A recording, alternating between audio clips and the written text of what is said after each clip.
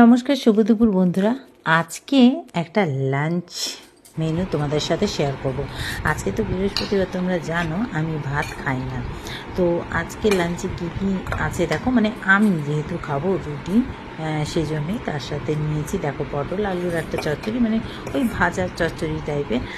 আমার আবার না একটু রুটি বা পরোটা বা ভাত এর সাথে একটা ভাজা না খেলে হয় না। আর এটা হচ্ছে আলু ভাজা, যেটা ফ্রেঞ্চ ফ্রাই টাইপের করেছি, কিন্তু আলুগুলো একটু আরও বড়ো সাইজের আলু থাকলে দেখতে ভালো লাগতো।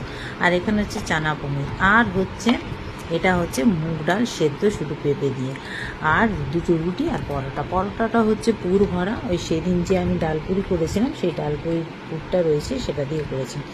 আর হচ্ছে একটা মিষ্টি। এবারে অনেকেই হয়তো বলবে যে এইসবের সাথে ডাল সিদ্ধ, কিন্তু একটা কথা বলবো, খাওয়ারটা যার যার রুচির ব্যাপার। আর আমি ডালটা খেতে বরাবরই ভালোবাসি, সে